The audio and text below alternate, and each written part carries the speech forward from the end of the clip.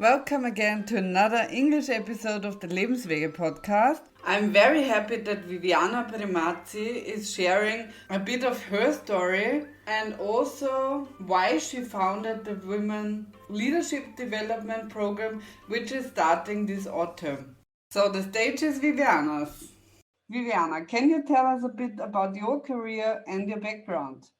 Yes, absolutely. So thank you very much for having me. It's a real pleasure to be here. So my name is Viviana Premazzi. I'm Italian, but I live in Malta, the island in the middle of the Mediterranean Sea. And in Malta, 3 years ago, I created my company that is called Global Mindset Development. So we do intercultural management, diversity, equity, and inclusion training and services for companies. So how I came to and I decided to create a global mindset development is actually because of my background, in the sense that when I was based in Italy, I started my career actually, I had a degree in political sciences, and as many students in political sciences, I had this dream of working with the United Nations, for the United Nations. And actually I managed to, let's say, reach and accomplish my dream. And I had the first internship in Italy in an agency of the United Nations, and a second one in New York at the permanent mission of Italy to the United Nations. There, I realized that actually I didn't want to be a diplomat, but I want to become a consultant, an expert. So having something to then share, suggest to the one that then they were making the decisions. And so coming back to Italy, I started working in Research Institute, mainly in Turin, that is northwest of Italy. And my field, my field of study and my field of work was migration and integration.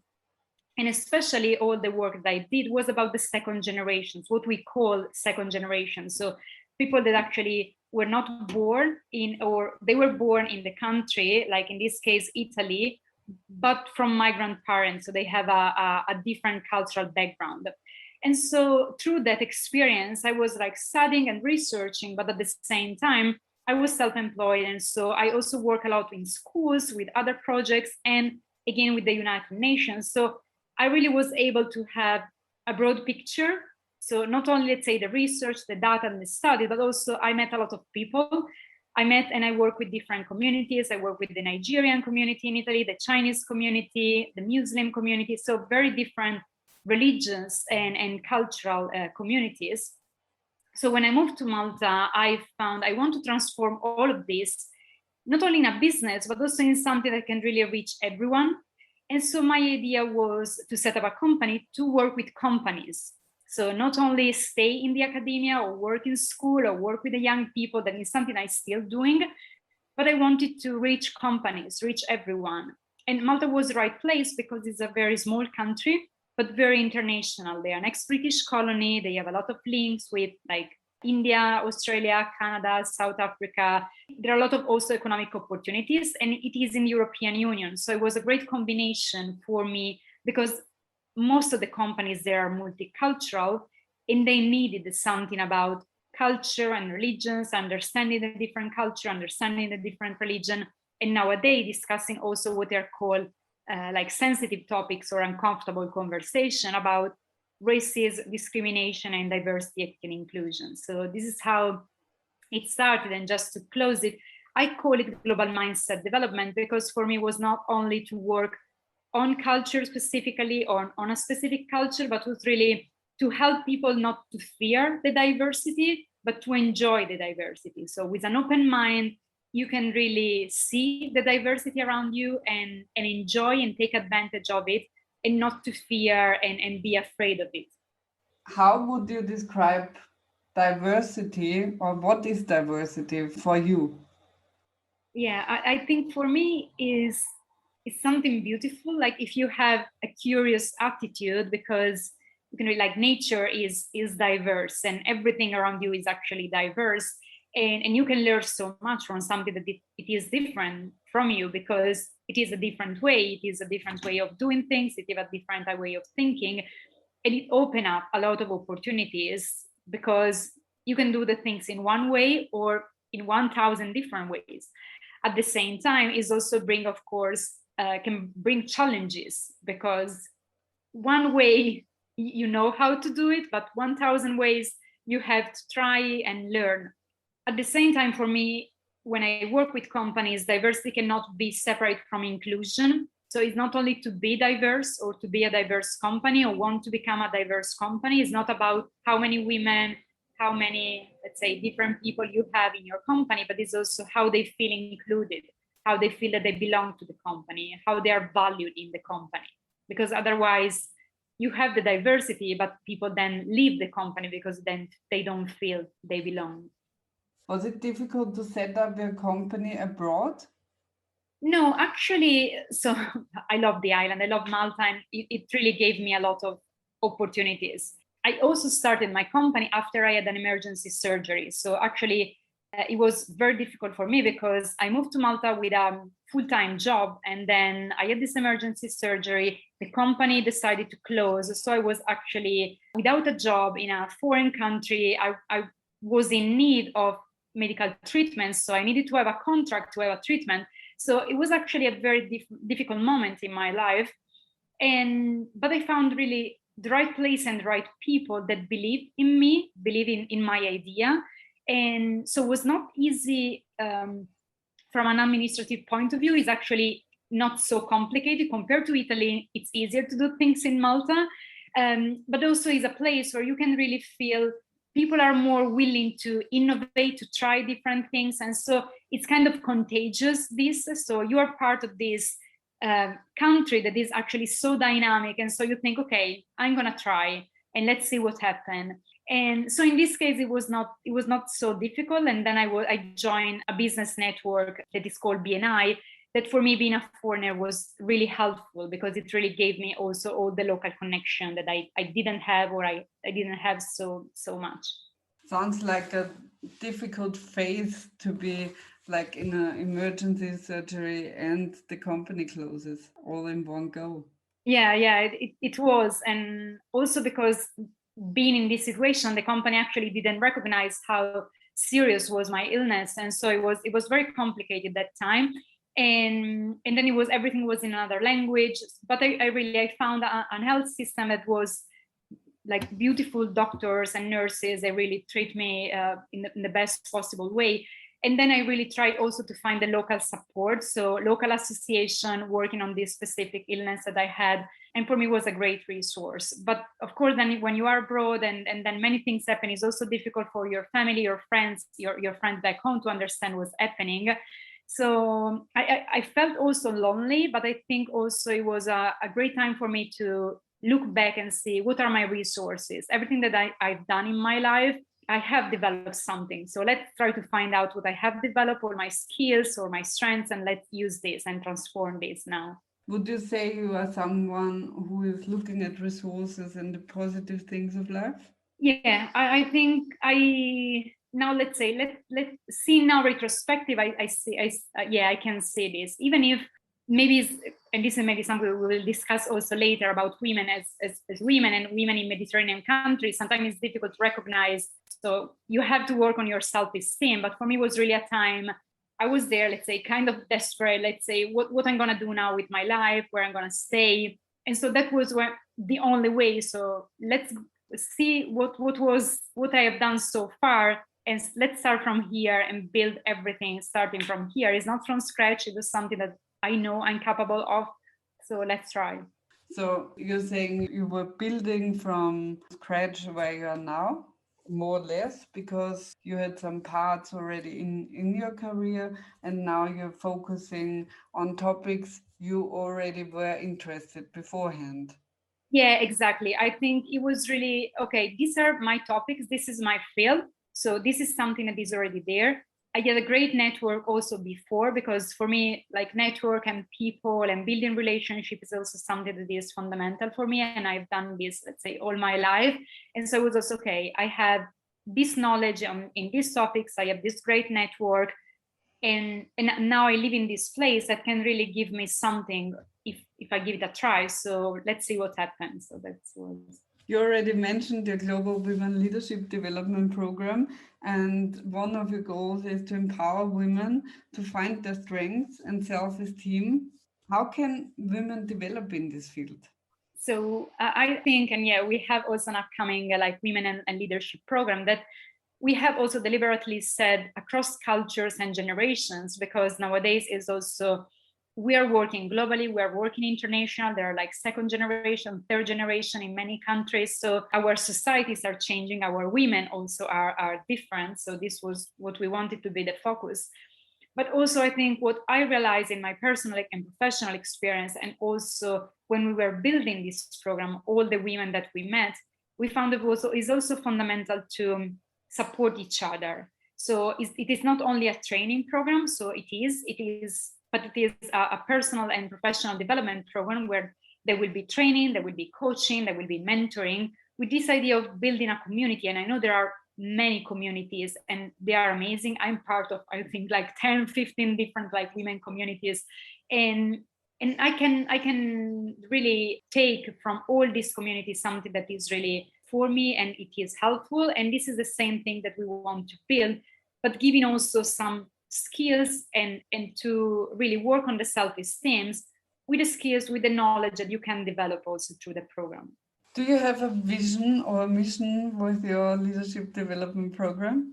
Yeah, I really want to see, I would like to see like women from all over the world. And then, of course, due to COVID, this first edition will still be online. But then we are already planning in 2022 a physical retreat in Malta, and where I really would like to see like women from all over the world, where we can really support each other, share with each other, and then see them, let's say, really flourish. I'm mentoring a lot of already, let's say, young women.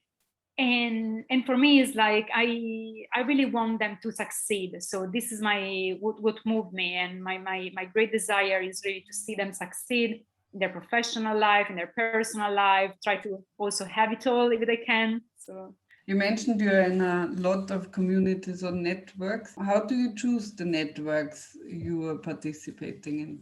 So some are more structured. And so, for example, this BNI, we have weekly meeting, and it is really helpful because so you meet the members, you build relationships, you see each other every week. For them, I'm also in charge now of the internationalization, let's see, with the online dimension. We can organize meeting between like Malta and Finland, Malta and South Africa, Malta and Italy. So it's really, and something also I want to do to offer to our members. But then there are also many other communities that are maybe more informal on Facebook, on LinkedIn, or another social media. But you know that you can ask a question there, and then there will be someone who can maybe reply to your question or your contact. And I think it's a good way also of like building communities. And this was extremely important during COVID. So I was living in Malta, so the airport closed, and I was, let's say, I had to stay there. And so it was experience also of many other expats. And in this case, these online communities were really important because we could share maybe in our own language, or also with other expats living the same, but in different countries. So sometimes they're really helpful not to feel that you are alone, and they help you to find some kind of comfort. Do you have a tip for my listeners if they are not in a network yet and maybe want to start networking, what they can do? Yeah, absolutely. So, and I know people say I'm shy, I'm introvert, and sometimes you have to, and this is what also my sales coach always say, like put yourself out of your comfort zone. So have like 5 seconds of discomfort every day. So if you're an introvert, maybe you can just try, and you can also start from like a simple hobby that you have that is already a community. So you start from something that you like and you meet people. Or if you are in business, it's really helpful, especially if you are self-employed, because you build a network not only of potential clients, but also of business partners. And as I mentioned at the beginning, for me, it was also just people that were in business and they saw something in my business. So sometimes they believe in my idea more than I did at the beginning. They were like, yes, Viviana does this, she can do that for you. And I was like, okay, well, I can do it. They say I can do it, so maybe I can do it. And so there you can find people that can just show you the way also.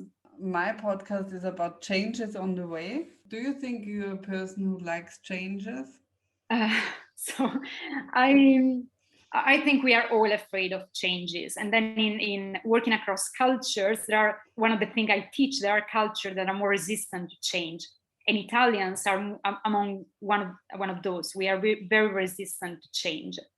At the same time, again, if you think about this, change is something natural in our lives. So there's nothing actually that doesn't change in our lives. So the more we embrace the change and we go with the flow, but try also to take advantage of the change so we can control the change. Because there are things we cannot control, but there are many others that we can control.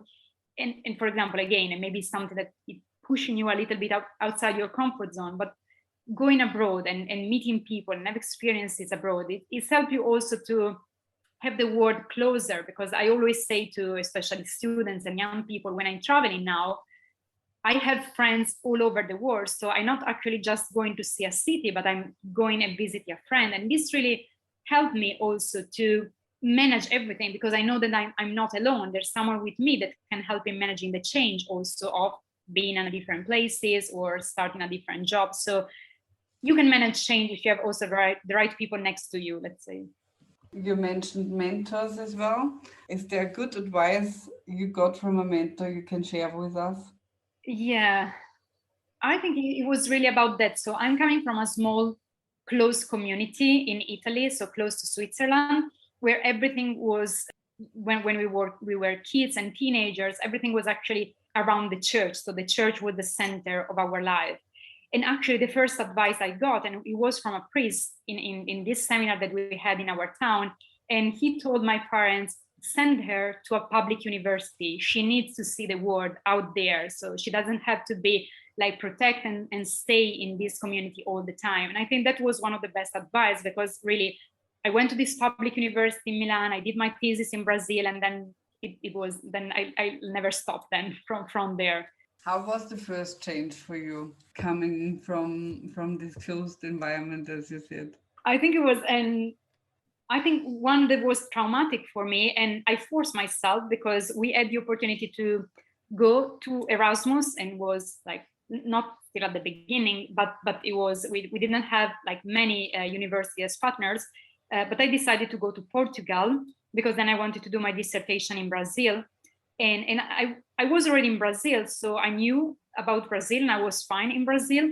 But Portugal, it was from 1 year, and it was the first time for me being far from my family, far from my boyfriend at that time.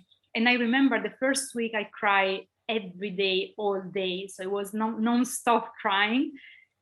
But then I wanted to do that. So I wanted to learn the language. I wanted to do this experience. So, and again, it was about to find the right people. So then I met this Spanish girl, and then I met the 3 Brazilians, and we built our small community, and we were really our family abroad. So we still keep crying some days, but then it was less and less and less.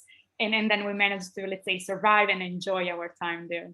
Excellent. So sometimes the thing you go out of your comfort zone has to be strong enough so that you say, okay, I do it.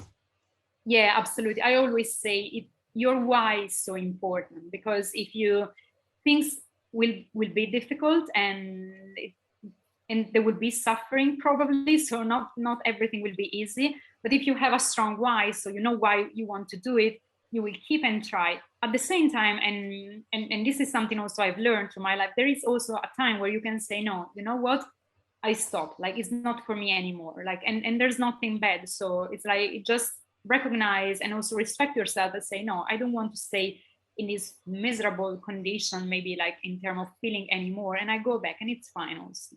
Many thanks for sharing this with us. I want to give you the opportunity to tell us a bit more about the Global Women Leadership Development Program. Yeah, so no, we are very excited. As I said, unfortunately, this first edition will be online, but the second one will be, I'm already planning like a nice place for the retreat in Malta. But I think and there are many different programs. I think for us, it really came from a genuine place, because both myself and Maura Di Mauro, that is the other trainer, we have this background in intercultural management and culture and development. So we want to do something across cultures and generations. We have collected a lot of interviews before starting, so to see what are the needs of the women that we want to serve. And this is why I think that the program that we have developed is really an answer to some of the challenges that we have faced. And then again, we have decided to build already a network, a community. So we have 2 international coaches, we have X-Sector Mentor, that is another organization that I know you know, like for mentoring all over the world. So with this idea of building strategic partnerships, not for us, but for the women that will attend the program, and to give them then the opportunities to be supported at international level, cross-sector, cross-generation, and cross-cultures. So again, with this idea of like bringing the work close to you and having a little bit smaller so you can manage and you can, we hope you will succeed. It is for individual women already that are managers, women that are entrepreneurs, women that want to start a business, but also is also for organizations, companies that want to reward their women. And so it can be a way for the company to, let's say, give a present to their women. And so apply for like a few of them, 10 of them, 2 of them for our program. And you will be satisfied, I'm sure. Excellent. We will link the program, of course, in the show notes. Thank you. Thank you very much for taking your time today, Viviana. Thank you. Thank you again for having me. It's always a pleasure. Thank you. It was nice to see how Viviana is going out of her comfort zone again and again and is growing personally. And I hope a lot of women will benefit from her experience. I hope you also gained some knowledge and inspiration in this episode. And I would be happy if you tune in again next time and share this episode with friends or on social media, like it and so on. So, hope you tune in again next time. All the best, Andrea.